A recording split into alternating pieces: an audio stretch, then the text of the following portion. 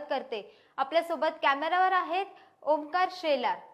केंद्र सरकारने केलेल्या कृषी कायद्याविरोधात काही निवडक शेतकरी संघटनांनी पुकारलेल्या आंदोलनाला दिवसेंदिवस एक वेगळंच वळण मिळताना दिसतंय।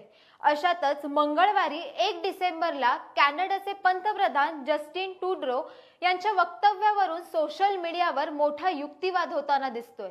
मात्र कॅनडाच्या पंतप्रधानांना भारतातील शेतकरी आंदोलनात इतका रस का, हेच आपण आजच्या व्हिडिओतून जाणून घेणार आहोत। सर्वात पहिले जाणून घेऊयात की जस्टिन ट्रूडो यांनी काय वक्तव्य केले। ट्रूडो यांनी कॅनडातील शीख समुदायाला गुरु नानक देव जयंतीच्या शुभेच्छा देणाऱ्या ऑनलाईन संदेशात म्हटलं की यावेळी भारतात सुरू असलेल्या शेतकऱ्यांच्या आंदोलनांकडे दुर्लक्ष केलं तर ते निष्काळजीपणाचं ठरेल। त्यांच्या या वक्तव्यामागील सामाजिक, आर्थिक व राजकीय भूमिका जाणून घेणं इथं महत्त्वाचं ठरेल।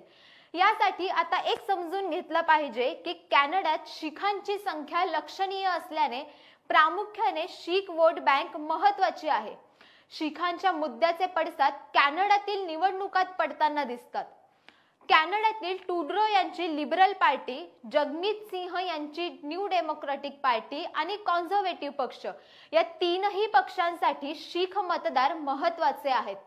तसंच इथे शीख लोकसंख्या जवळपास 5 लाखांच्या आसपास आहे।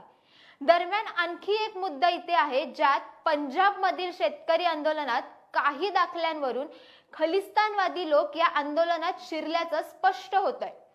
कॅनडामध्ये खलिस्तानी विद्रोही गट देखील मोठ्या प्रमाणावर सक्रिय आहेत आणि जस्टिस ट्रूडो यांच्यावर तर अशा गटांबद्दल सहानुभूती बाळगत असल्याचा आरोपही वारंवार होतो। यावर कॅनडा त्यांच्या देशात राहणाऱ्या शीख फुटीरतावाद्यांवर कठोर पावलं उचलत नाही अशी भारताकडून तक्रार आहे। पण भारताच्या या मागणीबाबत कॅनडा फारसा गंभीर नाही। त्यामुळे भारत आणि कॅनडाच्या या संबंधांमध्ये फुटीरतावाद किंवा खलिस्तानी चळवळ कायमच एक तणावाचा मुद्दा राहिलाय। याबाबत मागील काही संदर्भ पाहता फेब्रुवारी 2018 साली ट्रूडो भारताच्या 7 दिवसीय दौऱ्यावर आले होते। त्या दौऱ्यात देखील हा तणाव जाणवत होता। आणखी एक दुसरा मुद्दा इथे समजून घेतला पाहिजे की आज भारतीय शेतकऱ्यांचा कळवळा आलेल्या कॅनडाच्या पंतप्रधानांनी 2019 साली मात्र भारतीय शेतकऱ्यांना दिल्या जाणाऱ्या सरकारी अनुदानावर व MSP वर आक्षेप घेत जागतिक व्यापार संघटनेच्या मंचावर भारताला घेरण्याचं काम केलं होतं।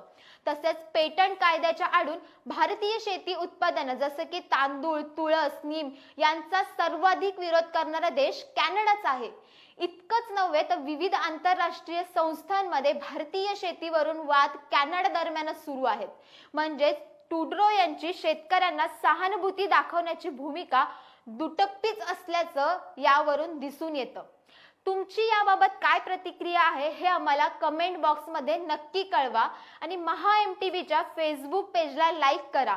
आमचं YouTube चॅनल आहे ते देखील सबस्क्राईब करा आणि ताज्या घडामोडी पाहण्यासाठी आमचं संकेतस्थळ www.mahamtv.com यावर नक्की भेट द्या। धन्यवाद।